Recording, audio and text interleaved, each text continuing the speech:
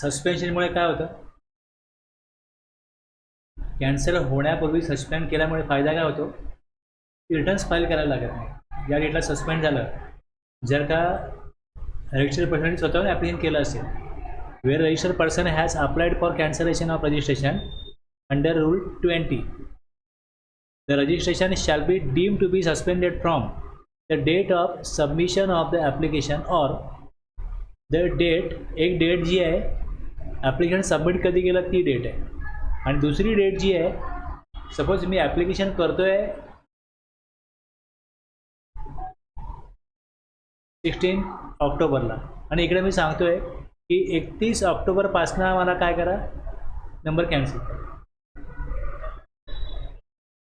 जर या प्रकारची प्रोविजन समजा अशी प्रोसेस करता येत असेल तरच हे पॉसिबल आहे ना.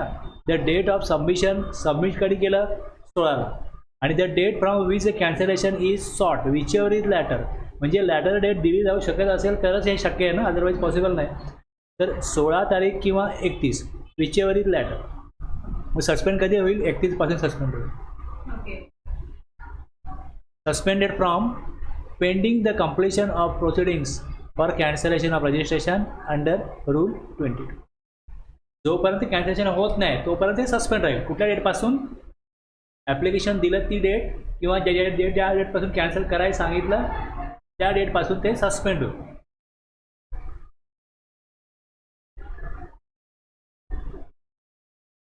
Wear the P O has reason.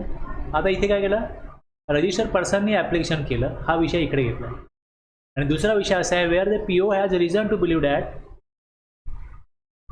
The registration of a person is liable to be cancel under section 29 or under rule 21. म्हणजे असं तरी कारण रिझन आहे, ज्या कारण असल्यामुळे पी ओला त्याचा नंबर जो आहे हा कॅन्सल करण्याची गरज भासते, तर ते पहिले सस्पेंड होईल. Suspend the registration of such person with effect from a date to be determined by him. To determine करेल डेटपासून, pending the completion of the proceedings for cancellation of registration under rule 22. इथे registered person स्वतःहून application करून number cancel करतो, इथे P O cancel करतो, तर पहिले सस्पेंड होईल. सस्पेन्शन झालं एकदा. Suspension of registration on account significant difference. आता हे सस्पेंड अजून एक कारण काय दिलं आहे? Or anomalies in returns and statement of outward inward supplies rule 21A. आता ह्या एक का केलं की जर रिटर्न्सचं कंपॅरिझन केलं, where a comparison of returns furnished by registered person under section 39 म्हणजे GSTR 3B with the details of outward supplies furnish in GSTR 1 मध्ये 1 आणि 3 मध्ये कंपॅरिझन केली.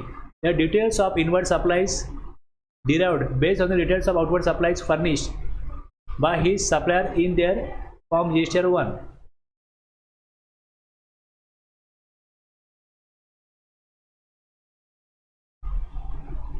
Or such other analysis as may be carried out on the recommendations of the council show that there are significant differences or anomalies indicating contravention of the provision of the act. आता बघ कसं होतं, GSTR 1 आहे, कसं EV bill आहे, जी माहिती उपलब्ध आहे डिपार्टमेंटकडे त्यातून त्यांना काहीतरी अशा प्रकारची तफावत जाणवते. इथे काय दिलं त्यांनी? आउटवर्ड सप्लाय GSTR 1 आणि the details of inward supplies derived based on the details of outward supplies furnished by his supplier in their form GSTR 1 or such other analysis as may be carried out on the recommendations of the council show that there are significant differences or anomalies indicating contravention of the provisions of the act or the rules made thereunder leading to cancellation of registration of the said person.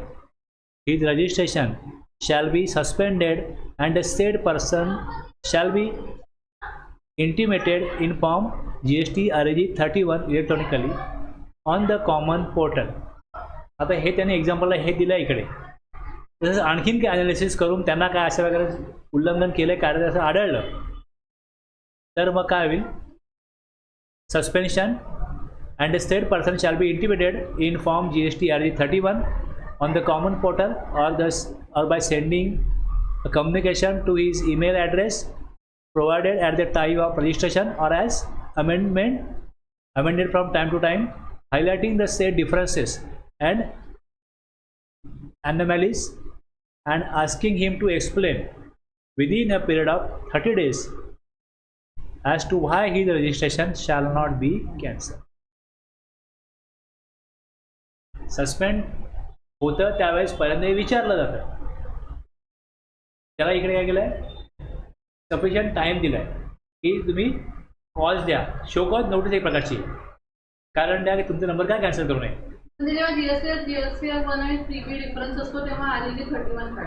तुम्हाला इथे पण त्यांनी हेच दिलं ना इकडे की काय दिलं आहे, नंबर कॅन्सल करायचा आहे, नंबर कॅन्सल करायचा आहे. पण इथे काय म्हटलं आहे की provided that the PO shall not cancel the registration without giving the person to opportunity of being heard. जेव्हा सस्पेंड होईल तेव्हा त्याला काय कारणामुळे सस्पेंड करत आहेत हे कम्युनिकेट करून त्याला त्याविषयी क्लेरिफिकेशन करण्याकरता 30 दिवसाचा कालावधी दिलेला आहे.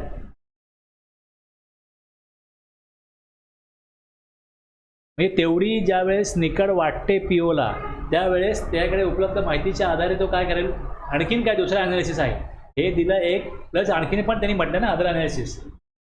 उपलब्ध माहिती त्यांच्याकडे जी EVP-वरनं आलेली असेल किंवा मग सप्लायरनी त्याच्याकडे दाखवला आहे, हा जेवढा ITC दाखवतोय वॉटेवर, ही सगळी जी माहिती जी डिपार्टमेंटकडे जाते त्याच्या आधारे जर त्यांना वाटतं असं POला की ह्याचा हा बरंचसं कायद्याचं उल्लंघन करतोय, ऑब्लिगेशन फॉलो करत नाही आहे, तर त्याचा नंबर सस्पेंड करून त्याला तिथे 30 दिवस कालावधी दिलेला आहे की एक्सप्लेन कर की तुझा नंबर काय कॅन्सल करू नये. Okay.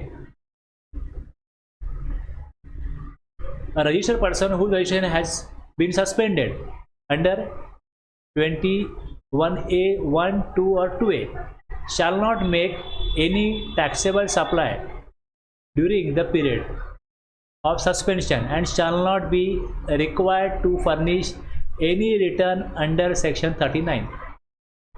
आता जर का एखाद्याचा नंबर कॅन्सल झाला, स्वतःहून करतोय तर प्रश्नच नाही, नंबर मला कॅन्सलच करायचा आहे. इथे काय दिलं, एक 21A मध्ये 1, 2 आणि 2A दिले ना इकडे. आता 1 मध्ये काय स्वतःहून तो ॲप्लिकेशन करतोय ना, इथे काय गुंतागुंतीचा किंवा इथे काय प्रॉब्लेमॅटिक विषय नाही आहे. पण जेव्हा प्रॉपर ऑफिसर नंबर कॅन्सल करतो त्यावेळेस एखाद्याचा बिझनेस रनिंग बिझनेस आहे त्याला काय सांगितलं आहे की shall not make any taxable supply during the period of suspension and shall not be required to furnish any return under section 39. आता एक समजा मी लायबल नाही आहे पण नंबर घेतला आणि मी नंबर कॅन्सल केला आणि दुसरा नंबर जो ऑब्लिगेशन फॉलो करत नाही त्याचा POने कॅन्सल केला आहे. ह्या दोन्ही केसमध्ये नंबर सस्पेंड झाला आहे. Registered person whose registration has been suspended आणि हे तिन्ही त्यात दिलेत त्यांनी. बरोबर, ह्या दोन्ही जे मी केस बोललो यामध्ये शॅल नॉट, तो RP जो आहे रजिस्टर्ड पर्सन जो आहे, shall not make any taxable supply during the period of suspension. आता माझा बिझनेस मी कंटिन्यू ठेवीन ना, माझा नंबर कॅन्सल होईल तेव्हा होईल, पण मी यापुढे रिटर्न भरायची नाही आहे. ते काय सांगितलं आहे, not be required to furnish any return आणि हे 39 रिटर्न कुठले भरायचे नाही, पण टॅक्सेबल सप्लाय करायचा नाही. Shall not make any taxable supply ह्याचा अर्थ खाली दिला आहे की for the purpose of this sub rule the expression shall not make any taxable supply shall mean the registered person shall not issue a tax invoice and accordingly not charge tax on supplies made by him during the period of suspension. Number suspend झाला तर मग tax invoice issue नाही करायची. आता जर का मला number कॅन्सलच करून हवा आहे तर मी टॅक्स कलेक्टही नाही करणार, रिटर्नही नाही भरणार, माझ्यासाठी ओके. पण ज्याचा रनिंग बिझनेस आहे, ज्याला नंबर गरज आहे, ठेवण्याची गरज आहे, जो लायबल आहे, त्याच्याकरता ही केस प्रॉब्लेमॅटिक आहे, कारण की आता इनवॉइस इश्यू नाही करायचा म्हणजे टॅक्स कलेक्ट नाही करायचं. तसंच दुसरं, त्या रजिस्टर्ड पर्सनला कुठल्या प्रकारचा रिफंड मिळणार नाही. सस्पेन्शन पिरियडमध्ये registered person who registration has been suspended under rule 21(2) आणि 2A, इथे डिपार्टमेंटने काय केलं आहे, कॅन्सल केलं आहे. ह्या दोन रूलमध्ये shall not be granted any refund under section 54 during the period of suspension of his registration. आता जो लायबल आहे त्याच्याकडे नंबर असणं गरजेचं आहे. मग तो काय करेल, रिओकेशन करता ॲप्लिकेशन करेल. तर suspension of registration under rule 21A 1 to 2A shall be deemed to be revoked upon completion of the proceedings by the proper officer under Rule 22, and such revocation shall be effective from the date on which the suspension had come into effect.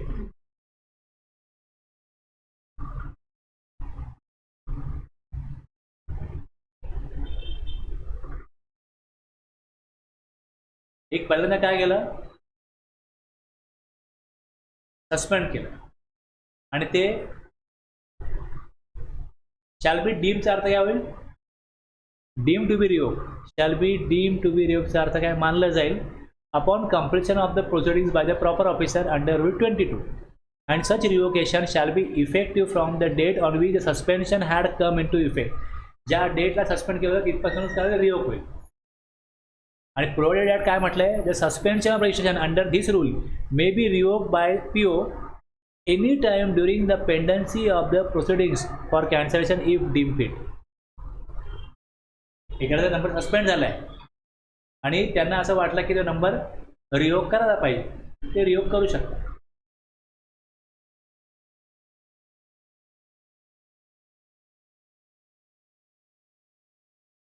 आता प्रश्न असा येतो की एका डेटला suspend झालं आणि एका डेटला रिवोक झालं, मधला कालावधी जर 5 दिवस आहे, 8 दिवस आहे, 10 दिवस आहे, 20 दिवस आहे, त्या काळात त्या सिरोज इश्यू नाही केला, तर आता मग तेवढा पिरियडचा टॅक्स कलेक्ट करणं त्याचं गरजेचं होतं ना. जेव्हा ऑर्डर काढली त्याची सस्पेन्शनची, where any order having the effect of revocation of suspension of registration has been passed, the provision of section 31(3)A जो रिवाइज टॅक्स इनवॉइसचा आहे,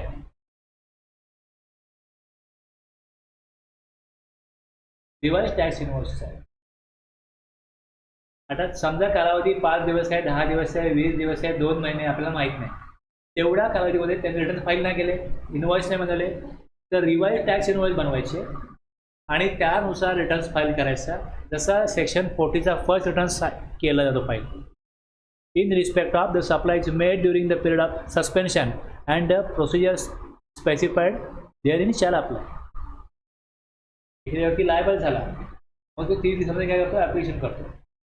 मग ज्या दिवशी लायबल झाला आणि त्याला ज्या दिवशी नंबर मिळाला GSTचा, तेवढ्या कालावधीमध्ये तो रिवाइज इनवॉइस इश्यू करतो. तसेच जो सस्पेंड नंबर झाला आहे, ज्या दिवसात सस्पेंड झाला त्या दिवसापासून ते नंबर रिवोक झाला, इथे काय होतं बघा, प्रॅक्टिकली काय होतं, त्याकडे GST नंबर असतो, तो मार्केटला प्रॉपर सप्लाय करत असतो.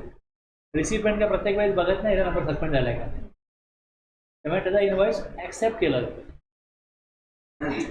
ॲक्सेप्टच होईल ना, प्रत्येक वेळेस का चेक करणार नाही की हा माल आला आहे बघा नंबर सस्पेंड तर आहे ना, असं कोण करत नाही. त्यामुळे प्रोव्हिजन केली आहे की इनवॉइस इश्यू नाही करायचं, पण त्याने इनवॉइस इश्यू केला असेल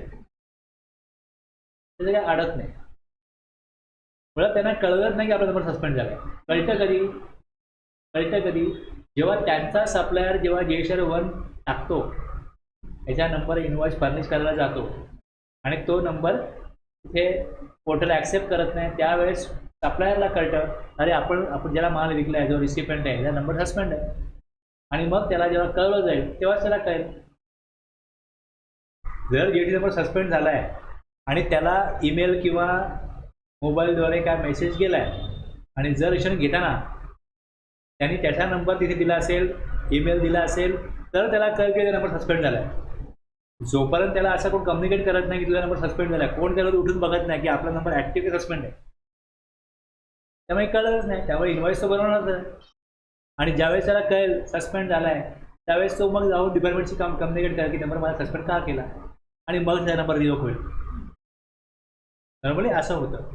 पण तरतूद काय सांगते की ज्या वेळेला नंबर सस्पेंड झाला आहे तिथपासून तुम्ही टॅक्सेबल इनवॉइस इश्यूच नाही करायचे. आणि जेव्हा नंबर रिवोक होईल तेव्हा तुमचा ज्या दिवसापासून तुमचा नंबर सस्पेंड झाला ते आजपर्यंत तुम्ही जो सप्लाय केला आहे त्याच्या आगेच रिवाइज इनवॉइस इश्यू करा.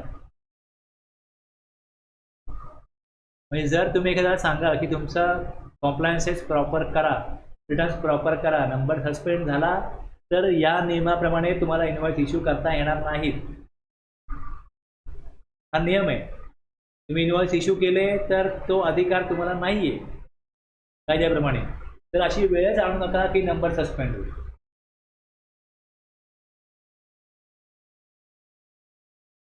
कारण हे नियम केले जसं जसं कालावधी जाईल आता हे सगळे नियम स्ट्रिक्ट करणं गव्हर्नमेंटला भाग पडणार आहे की ज्याच्यावरती ऑब्लिगेशन आहे त्यांनी टॅक्स कलेक्ट करून भरायचं आहे ना. तुम्हाला प्रॉब्लेम काय, तर तुम्ही प्रॉपर कलेक्ट करा आणि प्रॉपर जमा करा.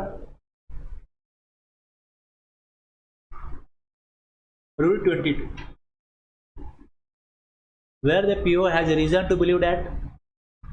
आता यामध्ये काय, पहिले बघा शोकॉज नोटीस फॉर कॅन्सलेशन, दुसरं रिप्लाय टू शोकॉज नोटीस, तिसरं order for cancellation, dropping of proceedings for cancellation administration आणि ॲप्लिकेबिलिटी टू लिगल एअर. हे 5 ह्याच्यामध्ये सबरूल येतात. कॅन्सलेशन ऑफ रजिस्ट्रेशनमध्ये रूल 22 मध्ये हे 5 सबरूल येतात. सबरूल 1 काय सांगतो, where the PO has reason to believe that the registration of a person is liable to be cancelled under section 29 he shall issue a notice to such person in form GST REG 70. Me notice पाठवणार पहिले, requiring him to show cause within a period of 7 working days from the date of the service of such notice as to why his registration shall not be cancelled.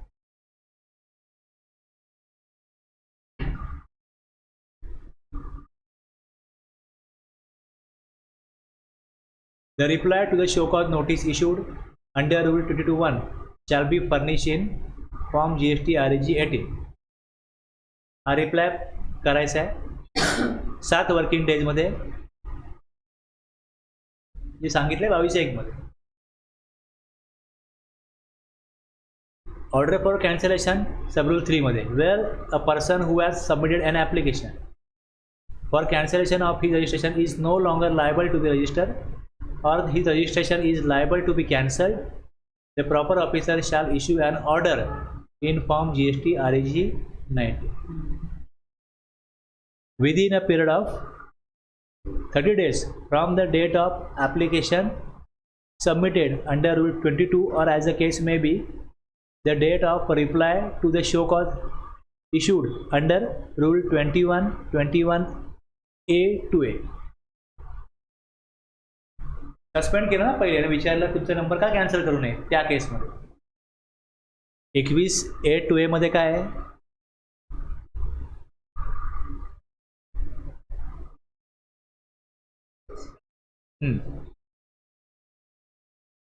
हां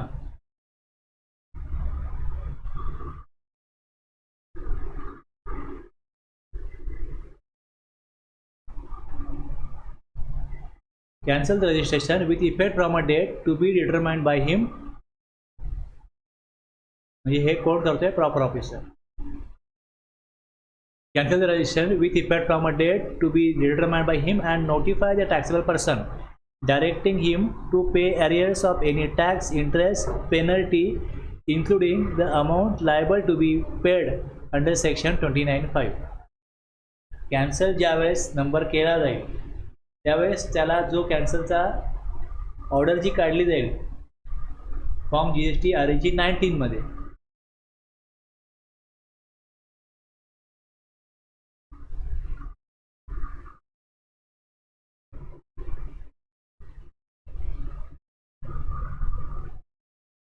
पण generally ना त्या 19 मध्ये काहीच लिहिलेलं नसतं, झिरोच लिहिलेलं असतं. आता ते कसं आहे तुम्हाला माहिती आहे, तो नंबर रिव्ह्यू करायला येणार आहे त्यावेळेस ठीक आहे. पण जर तुम्हाला माहिती आहे की हा बिझनेस लायबल आहे, जो ॲक्च्युली जो व्हॉल्युटरी रजिस्टर्ड झालेला आहे ना त्या बाबतीत फारका बघितल्या जातात. पण ज्याचा मोठा बिझनेस आहे आणि तो जर का काय अशा प्रकारचं उल्लंघन करतोय कायद्याचं आणि त्याचा नंबर कॅन्सल करायचा आहे तर तिकडे तुम्हाला त्याची लाखभर लायबिलिटी तुम्ही निघणारच आहे. ज्याच्या दुकानामध्ये 43 लाखाचा किंवा 2 करोडचा माल पडलाय, नंबर तुम्ही कॅन्सल करा, तर आउटपुट टॅक्स कलेक्ट नाही करणार आहे. तर हे सगळे डिटरमाइन तुम्हाला करायला लागेल. पण कसं ह्या पॉलिसी असतात बघा, पॉलिसी भरताना काय केलं जातं की नंबर याचा कॅन्सल करायचा, त्याचा टर्नओव्हर बघा, काय बघा, रिटर्न कधी परत फाईल केलीत बघा. आणि जर तो पेशंट व्हॉलंटरी घेत असेल किंवा त्या टर्नओव्हर कमी कमी होत चाललाय, तर त्याचा नंबर असला काय नसला काय मग जाऊ दे, सोडून द्या. डुबती नाही आहे, आणखीन डुबवू नका, त्याला काय लायबिलिटी मागू नका. पण ज्याचा चांगल्या प्रकारचा मोठा बिझनेस आहे, तो दर महिन्याला काही लाखावर टॅक्स भरतोय, आणि जर का त्याचा रिटर्न फाईल त्याने केलं नाही किंवा आणखीन तुम्हाला काही तफावत आढळली आणि नंबर कॅन्सल करायचा आहे, तेव्हा तुम्ही झिरो देणारच नाही. तेव्हा झिरो असू शकत नाही. कशा माणसाने नंबर स्वतःहून जरी कॅन्सल केला की मी बिझनेस बंद करतो कॅन्सल, तर लायबिलिटी येणारच नाही. आणि बिझनेस तो कंटिन्यू करणार आहे, तर त्याला नंबर ठेवावाच लागेल, रिओप त्याला करावाच लागेल. पण त्याला लायबिलिटी काहीतरी तिकडे तुम्ही अंतर्गत काहीतरी दिली. अरे एवढी लायबिलिटी उपयोग ॲक्च्युली काय आहे, काय वसुली नाही करायची, त्यांनी ऑब्लिगेशन प्रॉपर फॉलो करावे हाच उद्देश आहे.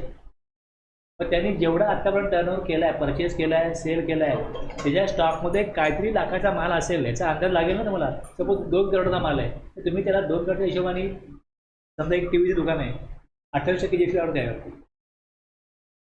2 करोडचा माल असेल, तुम्ही त्याला 40-50 लाखाची लायबिलिटी नक्कीच पाठवा. बाकी त्याचे काय फर्निचर असेल, कॅपिटल गुड्स असतील, त्याचा वेगळा नंबर तुमचा कॅन्सल करतो, एवढी लायबिलिटी पाठवा. ॲक्च्युली होत नाही. प्रॅक्टिकली त्याला नंबर त्याचा मेंटेन ठेवायलाच लागेल, ITC पण घ्यायला लागेल, आउटपुट टॅक्स पण कलेक्ट करायला लागेल. पण ह्यात प्रोव्हिजन आहे की लायबिलिटी त्याला येणार. स्वतःहून नंबर मी 100% असेल, स्वतःहून कॅन्सल करो किंवा कोणी कॅन्सल हो, त्याच्याकडे जे काही असेट आहे, इनपुट जे काही गुड्स असतील, त्याकडे कॅपिटल गुड्स असतील, त्याप्रमाणे लायबिलिटीची डिटरमाइन होणारच आहे. त्यामुळे तो कॉलम ठेवला आहे तिकडे. कसं होतं की तुम्ही प्रत्येक वेळेला स्ट्रिक्टली फॉलो करत नाही, केलं जाऊ शकत नाही. काय पॉलिसी बनवायची आहे की यांचा टर्नओव्हर कमी झाला आहे, बिझनेस बंद होतोय, तेव्हा ते सोडून द्या, त्या लायबिलिटी काढू नका, नंबर कॅन्सल करू नका. बरेचसे लोक नवीन बिझनेस चालू करतात, जीएसटी नंबर घेतात, बिझनेस काय त्यांना झेपत नाही, मग तो बंद होतो, मग त्यांच्याकडे ते कॅन्सल करायचे पैसे नसतात. तर मला हे 4-5 लोक माहिती आहेत, करून टाका कॅन्सल, वेळेत तुमचं मिटून जाईल. करू करू करत त्यांनी काय केलंच नाही. 2 महिने, 6 महिने, 4 महिने मग झालं, ते सस्पेंड झालं, कॅन्सल झालं. आता एवढी लेट फी तो भरायला पैसे नाही, काय करायला पैसे, स्टॉक पण काय नाही आहे. हळू सगळ्या वस्तू त्या विकल्या छोट्या करून अशा. आता थोडाफार त्यांना म्हणजे त्यातून काय टॅक्स पण कलेक्ट झाला नाही, काहीच नाही. आता त्यांनी मधला काय जो काय टॅक्स भरला तो भरला. 22 dropping of proceedings for cancellation of registration, where the reply furnish under rule 22 subrule 2 in response to the notice issued under rule. आता जेव्हा कधी असं येईल, परत तुम्हाला वर्जन बघायला लागतं की 22(2) मध्ये काय होतं, त्यालाच लिंक लागते. रिप्लाय आहे ना, reply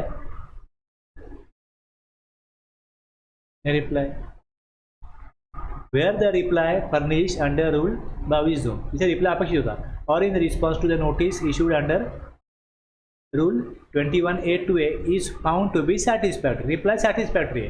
The proper officer shall drop the proceedings and pass an order in form GST RG 20.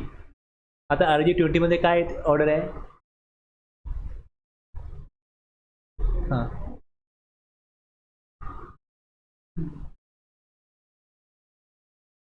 तुम्ही रिप्लाय दिलाय. Upon consideration of your reply and our submission made during hearing, the proceedings initiated for cancellation of registration stand vacated for the following reason. मग खाली कारण,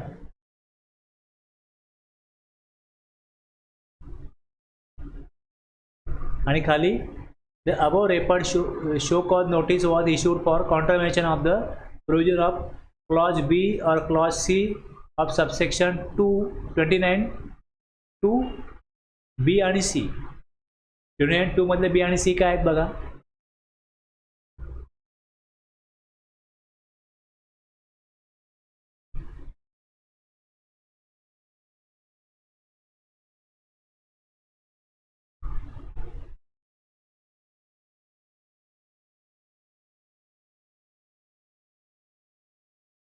return file नाही केलं. Composition dealer आणि दुसरं monthly return फायलर आणि quarter return फायलर, त्यांनी return file नाही केले.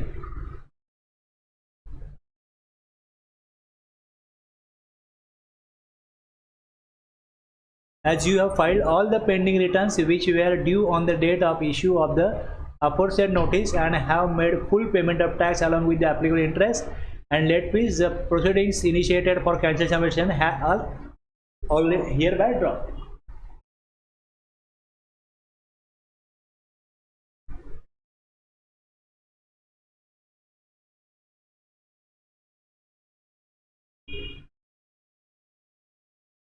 Provided that where the person instead of replying to the notice served under 22A for contravention of the provision containing in, आता आपण जे बी आणि सी बघितले ते हेच होते, हे दोन होते ना, furnishes all the pending returns and makes full payment of the tax dues.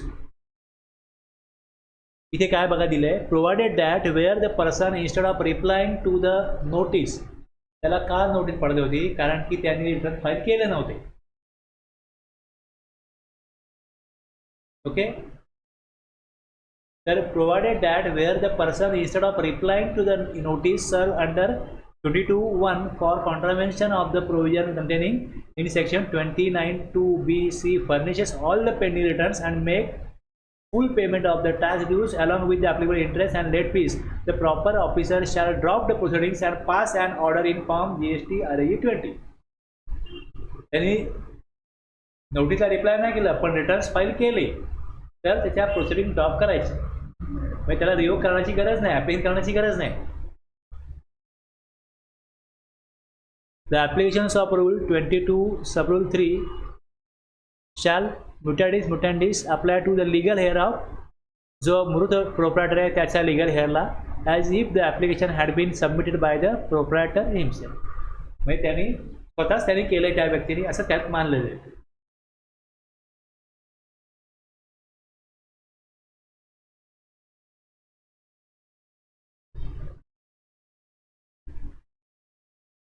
Number cancel होतो एखाद्या व्यक्तीचा, नंबर त्यांनी स्वतःहून कॅन्सल केला.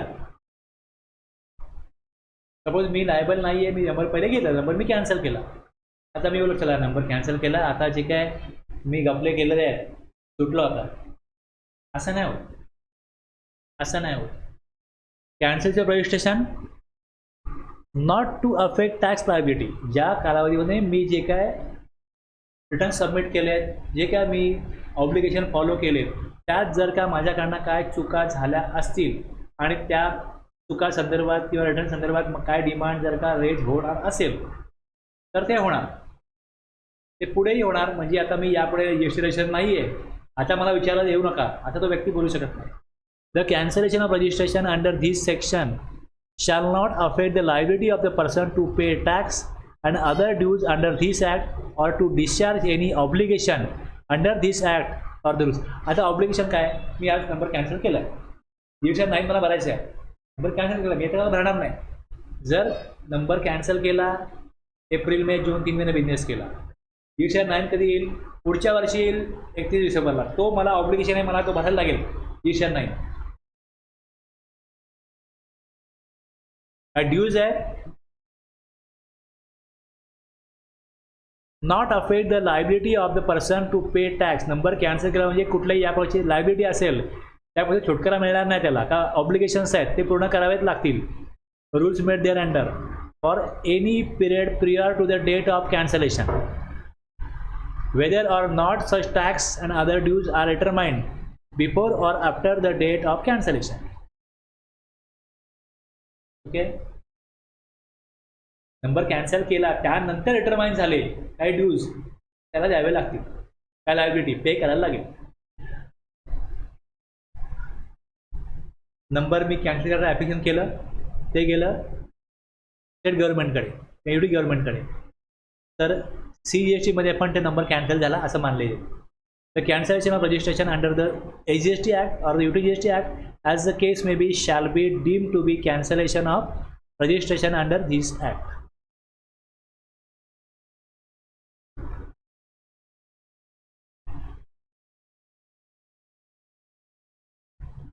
आता स्टॉकमध्ये गुड्स आहेत ना, मी मगाशी बोललो, तुम्ही डिक्लेअर करा की तुमच्या स्टॉकमध्ये गुड्स किती आहेत. मग त्या गुड्सवरती लायबिलिटी डिटरमाइन कशी होईल ते बघा. आता लायबिलिटी डिटरमाइन कशी होईल. आता एक माझ्याकडे कॅपिटल गुड्स आहेत आणि दुसरे in case of goods other than capital goods आहेत. तर हायर ऑफ काढा ITC held in stock and held in input or finish semi finish stock on the day. ITC किती आहे त्याचा घेतला ते काढा. आणि जर त्या वस्तू विकून आउटपुट टॅक्स किती पेबल झाला असता हे काढा. ह्यातलं जे हायर आहे तेवढी लायबिलिटी असेल अदर दॅन कॅपिटल गुड्सवरती. आणि जर कॅपिटल गुड्स आहेत, the ITC taken on the set capital goods reduce by the percentage points as may be prescribe. आता ह्याच्यामध्ये काय होतं, 60 महिने लाईफ असते कॅपिटल गुड्सची. 60 महिने. सपोज मी 60,000 ITC घेतला आहे, 60,000 ITC घेतला आहे आणि मी 40 महिने ॲसेट वापरले. ओके, तर 20,000 ITC जो आहे ही अमाऊंट येईल. 20,000 म्हणजे लायबिलिटी येईल.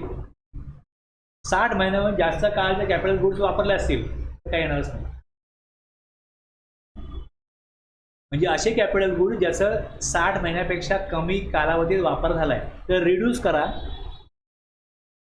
डिटेलमध्ये तुम्हाला सेक्शन 18 मध्ये कळेल, त्याचा रूल येईल तेव्हा कळेल. आता एवढं लक्षात घ्या की त्या रूलप्रमाणे त्याची 5 वर्ष त्याचं लाईफ आहे त्या कॅपिटल ॲसेटचं. आणि ते एवढे किती झालं आहे, सपोज 50%. तर 50% ITC जो आहे तो रिड्यूस केला जाईल, बाकी 50% IT त्याला देणं आहे.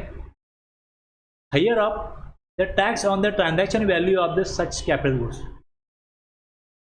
जर ती वस्तू विकली जात असेल तर किती रुपये मिळणार आहेत ते काढा.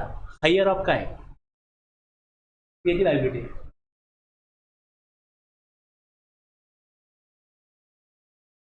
29(5) प्रमाणे हे येतं. हे शब्दामध्ये असं म्हणलं की every registered person whose registration is cancel shall pay an amount by way of debit in the electronic credit ledger और कॅश लेजर. ते भरताना जर त्याच्या क्रेडिटला क्रेडिट असेल तो क्रेडिट वापरू शकतो. जर क्रेडिट पुरेसे नसेल तर कॅश पे करायला लागेल equivalent to the amount. Okay, बाकी आपण खाली बघितलं तेच आहे. जी लायबिलिटी येते, लायबिलिटी कधी पण जेव्हा येते तेव्हा पहिल्यांदा क्रेडिट असेल तर क्रेडिटने पे केली जाते, अदरवाईज कॅश रिक्वायर्ड आहे तर कॅश वापरले जाते. सेम तो बिझनेस बंद करतो पण त्या क्रेडिट असेल तर ते क्रेडिट वापरू शकतो ती लायबिलिटी पे करायला. म्हणजे मी जेव्हा रजिस्टर होतो त्यावेळेस मी कॅपिटल गुड्स घेतले ज्यातून मी बिझनेस करत होतो, त्यामुळे मला त्याचा ITC मिळाला होता. आणि नंतर पुढच्या काळामध्ये बिझनेस काही कारणास्तव ट्रान्सफर करायला लागला किंवा नंबर कॅन्सल करायला लागला तर मग हा हिशोब होईल की तुमच्याकडे स्टॉकमध्ये गुड्स किती आहे. जर तुमच्याकडे अदर दॅन कॅपिटल गुड्स आहेत त्याचा ITC किती आहे तुम्ही तुमच्याकडे तो काढा. आणि त्या वस्तू विकल्या तर किती आउटपुट टॅक्स मिळेल ते काढा. त्यातला हायर तुमची लायबिलिटी आहे. आणि जर कॅपिटल गुड्स आहे त्याचा लाईफ 60 महिने आहे तर 30 महिने वापरले कॅपिटल गुड्स रिड्यूस करा तेवढा ITC 30 महिन्याचा. 30 महिन्याचा ITC किंवा ती वस्तू विकली जाऊन आउटपुट टॅक्स किती मिळेल. The tax on the transaction value of such capital goods ही येते जी सेक्शन 15 जो व्हॅल्युएशनचा त्यातनं काढला जातं. Transaction value of such capital goods or plant and machinery under section 15. Section 15 का महत्त्वाचं आहे हे पण लक्षात, कारण त्याकडे लक्ष दिलं जात नाही सेक्शन 15 कडे, व्हॅल्युएशनकडे. मी जे काही व्हिडिओ अपलोड करतो ना त्यामध्ये बाकीचे लोक व्हिडिओ बघतात, व्हॅल्युएशन जास्त बघितलं जातं, व्हॅल्युएशनकडे पण लक्ष देत नाही. कळलं एवढं.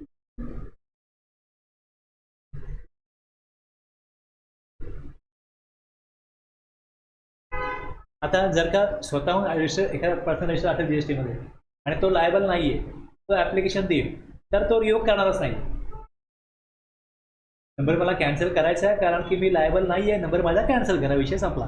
पण जर एखादा व्यक्ती लायबल आहे आणि त्याला GST कार्यालयामुळे रजिस्ट्रेशन नंबर घेऊन कंप्लायन्सेस करत राहायला पाहिजे, ऑब्लिगेशन फॉलो करायला पाहिजे आणि जर त्याचा नंबर कॅन्सल केला तर त्याला नंबर रिवोक करण्याची प्रोसिजर ही करावीच लागेल. नंबर रिस्टोर त्याला करून घ्यायला लागेल, त्याला ॲप्लिकेशन द्यायला लागेल की माझा नंबर तुम्ही का कॅन्सल केला आहे. कॅन्सल केला म्हणजे काय होतं, त्याच्या बिझनेसवरती गदा आली. कारण की जर नंबर कॅन्सल झाला आहे तर त्याला जो काय टॅक्स कलेक्ट करायला पाहिजे तो गव्हर्नमेंट त्याकडनं घेणारच आहे. आणि नंबर जर कॅन्सल झालेला आहे तर ITC परत मग घेणं सगळं मुश्किल होईल. नंबर कॅन्सल झाला म्हणजे असं नाही की त्यांनी मजा मारावी, त्याला आता नंबर कॅन्सल केला ना गव्हर्नमेंटनी, आता मला टॅक्स कलेक्ट करायची गरज नाही, इनवॉइस बनवायची गरज नाही, EV बिलची गरज नाही, इनवॉइसिंगची गरज नाही, म्हणून तो खुश नाही होऊ शकत. त्याच्यावर एक प्रकारे टाच आणलेली आहे त्या बिझनेसवर. त्यामुळे तो काय करेल, तो गव्हर्नमेंटकडे जाईल, डिपार्टमेंटकडे जाईल आणि सांगेल माझा नंबर तुम्ही रिस्टोर करा, माझा नंबर तुम्ही का कॅन्सल केला, माझ्याकडनं काय चूक झाली, कुठल्या ऑब्जेक्शन फॉलो करत नाही मला सांगा, मी ते ऑब्जेक्शन फॉलो करू.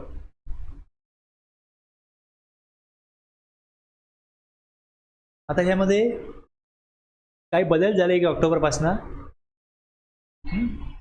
बदल झाले की आता हे पण मला बदलायला पाहिजे. 30 दिवस जे होते त्याला application of restoration operation is to be, हे त्यांनी काढले 30 दिवस, वरून पण काढायला पाहिजे. Subject to such condition as may be prescribe any registered person whose registration is cancelled by the PO on his own motion may apply to such officer for revocation of cancellation of the registration in such manner within such time and subject to such condition and restriction as may be prescribed. आता हे रूलनी सांगितलं जाईल की किती कालावधीमध्ये application केलं पाहिजे. Amendment from 1 October 2023 हे सगळं बाकीचं गेलं. हे 30 दिवस दिलं होतं, 30 दिवस काय राहिलं नाही आता, तर मी हेडिंगमधनं पण 30 दिवस काढलं पाहिजे.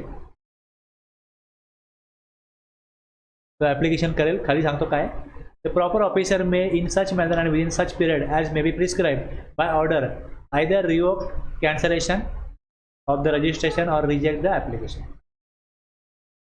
पण ऑपॉर्च्युनिटी टू बिंग हर्ड पाहिजे. Before rejection the application for revocation of cancellation of registration shall not be rejected unless the applicant has been given an opportunity of being heard. आणि रिवोकेशन झालं एका ॲक्टमध्ये काय होईल, the revocation of cancellation operation under the state goods and service tax act और the union territory dim मानलं जाईल की ते रिवोक झालं आहे CGST ॲक्टमध्ये. पण आता वर दिलं आहे त्याने, आम्ही काय करू, रूलमध्ये सांगू काय की कशा प्रकारे रिवोक होईल. त्या रूलमध्ये आपण येतो खाली, rule 23 revocation of cancellation of registration. A registered person whose registration is cancelled by the PO on his own motion may subject to the provision of rule 10B. आता 10B मध्ये काय आहे, आधार ऑथेंटिकेशन. आता बघा तुम्हाला सांगतो परत एकदा, थोडंसं परत तुम्हाला मागे नेतो, तिकडे रजिस्ट्रेशनमध्ये नेतो तुम्हाला.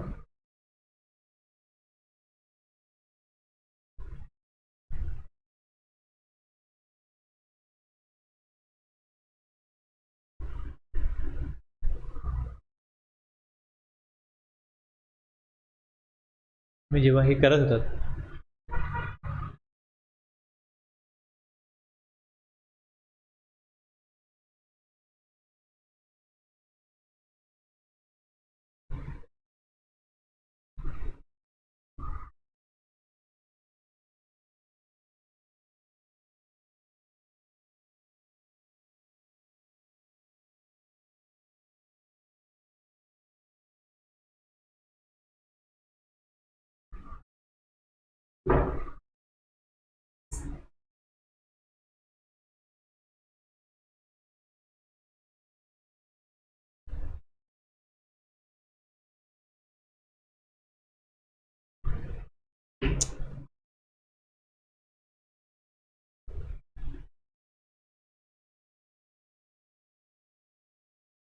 इथे आहे ना, आधार ऑथेंटिकेशन 4A मध्ये दिलं होतं आधार ऑथेंटिकेशन. आणि तिथे खाली जो नवीन GST नंबर घेतो त्याला आधार ऑथेंटिकेशन करायला लागतं. पण जे एक्झिस्टिंग रजिस्टर्ड पर्सन असतील त्यांना त्यांनी काय ठेवलं आहे,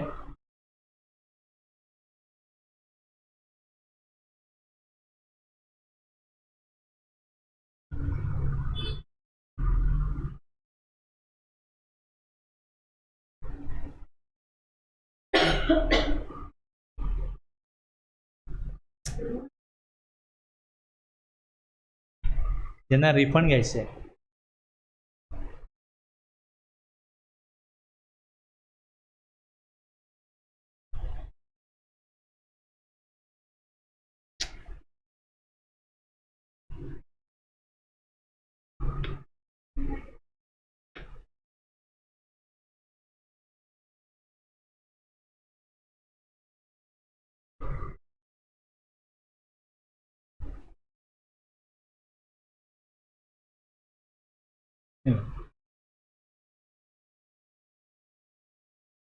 जर एखाद्याला हे 3 केस आहेत, इथे जे एक्झिस्टिंग रजिस्टर्ड पर्सन असतील ते जर रिओक करायला येतील for filing of application for revocation of cancellation of registration in form GST RAG 21 under rule 23, तर पहिले त्यांना आधार ऑथेंटिकेशन करून घ्यायला लागेल. रिफंड करता आपण आले रूल 89 आणि रूल 96, तर त्यांना आधार ऑथेंटिकेशनच्या प्रोसेसवरून जायला लागेल. या 2 केस दिलेले आहेत, 3 केस दिलेले आहेत, रिफंडच्या 2 आणि ही रिओकेशनची. त्यामुळे इथे काय दिलं त्यांनी, इथे काय दिलं की may subject to the provision of rule 10B, म्हणजे पहिले आधार ऑथेंटिकेशन करून घ्यायला पाहिजे. PO shall in own motion may subject to the provision of rule 10B submit an application for revocation of cancellation of registration in form GST RAG 21 to such PO. Application करेल त्यावेळेस पहिले काय करेल, आधार authentication करेल. किती कालावधीमध्ये, within a period of 90 days from the date of service of the order of cancellation of registration at the common portal. 90 दिवसामध्ये करायची ही प्रोसिजर, 90 दिवसामध्ये. 90 दिवस जर निघून गेले, provided that such period may on sufficient cause being shown and for reason to be recorded in writing be extended by the commissioner or an officer authorized by him in this behalf not below the rank of additional commissioner or joint commissioner as the case may be for a further period of not extending. 270 दिवस आधी दिलेला आहे. आता 90 दिवस normally दिला आहे, 180 दिवस कमिशनरच्या पॉवरमध्ये दिला आहे.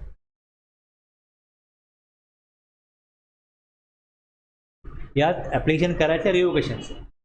Provided further that no application for revocation shall be filed if the registration has been cancel for the failure of the registered person to furnish return unless such returns are furnished and any amount due as tax in terms of such returns has been paid along with payable interest penalty late fees pay केली. रिटर्नच्या बाबतीत revocation आणि तिथे पण आहे ना सस्पेन्शनला, की suspend केलं आहे त्यांनी जर रिटर्न फाईल केले तर रिवोक करा. Provided also that all returns, दुसरं काही रिझन आहे रिटर्न्स पेंडिंग सोडून. Provided also that all returns due for the period from the date of the order of cancellation of registration till the date of the order of revocation of cancellation of registration shall be furnished by the said person. All returns जे pending आहेत ते 30 दिवसामध्ये from the date of order of revocation of cancellation of registration त्यांनी केले.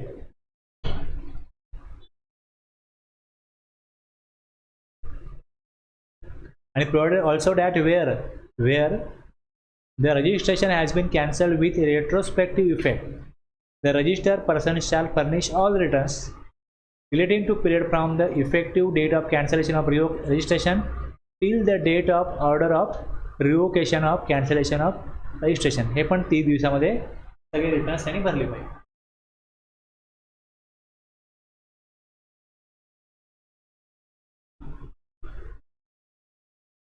आता हे summary दिली यायची सगळीकडे पुढे.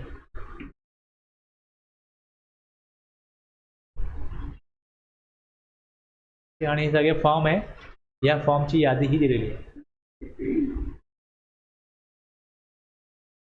फार ह्याच्यामध्ये शब्द जरा मागे पुढे झाला तर आपण मेंटली डिस्टर्ब होतो की कुठे होतो, काय कळलं होतं. एक प्रकारे आपण जेव्हा वाचत असतो तेव्हा आपण आपल्या मेमरीमध्ये काही गोष्टी स्टोअर करत असतो. आणि त्या सिक्वेन्समध्ये स्टोअर होताना कुठे काय गुंतागुंत निर्माण झाली का मग सुरुवात तुम्हाला पहिल्यापासून करायला लागते. मग हळूहळू त्या गोष्टी तुम्हाला मेंटली तुम्ही अंडरस्टँड करत जाता आणि तुमच्या मेमरीमध्ये त्या स्टोअर होत जातात. पण हे जसं जसं जेव्हा जेव्हा काम निघेल तेव्हा तेव्हा तुम्हाला रूल परत रिवाईज करून सेक्शन परत वाचून नक्की काय जबाबदारी आहे, त्याची काय पॉवर आहे हे तुम्ही बघत गेला तर हळूहळू तुम्हाला ह्या गोष्टी कमी वेळात मग कळायला लागतील ॲक्शन घेण्यापूर्वी. पहिले खूप वेळ लागेल. मग जिकडे मेमरी तुमची थोडीशी पुसट झाली आहे परत एकदा वाचा, त्या मेमरीत परत टाका. मग तुम्हाला बघायची नंतर गरज राहणार नाही. पण काही वेळा 5-6 वेळा तुम्ही हे करायला पाहिजे की नक्की कुठला सेक्शन आहे, कुठला फॉर्म आहे, कुठला रूल आहे, त्यात काय करायचं आहे ॲक्च्युअलमध्ये जाऊन. जर हे तुम्ही केल्याने काय होईल, जो तुम्ही ज्याच्यावर कारवाई करताय त्या व्यक्तीचा जो कोण बाजू घेणारा व्यक्ती असेल, बाजू मांडणारा व्यक्ती असेल, तुमचं आणि त्याचं काय वैयक्तिक भांडण नाही. तुम्ही डिपार्टमेंटच्या वतीने कारवाई करताय, नियमांवरती बोट घेऊन तुम्हाला कारवाई करायची आहे आणि त्याला नियमानुसारच त्याचा बचाव करायचा. त्यामुळे तो बचाव करतोय, तो काय बोलतोय, तुम्हाला नक्की पुढे तुम्ही काय ऐकताय, जे तो कम्युनिकेट करेल तेच तुम्हाला वरिष्ठांना कळवायचं आहे की असं म्हणतो काय ॲक्शन घ्यायची, ॲक्शन ते घेणार आहेत. वरिष्ठांच्या वतीने तुम्ही हे सगळं करता ना, त्यामुळे तुम्ही काय बोलताय, तो काय कम्युनिकेट करतोय हे तुम्हाला तेव्हाच कळेल जेव्हा तुम्हाला प्रॉपर रूल्स, तरतुदी, सेक्शन्स आणि त्याचे फॉर्म कळतील. एवढा वेळ देऊन मी तुम्हाला वर्ड टू वर्ड का सांगितलं, कारण तुम्हाला तेवढी समजून घेण्याची गरज आहे.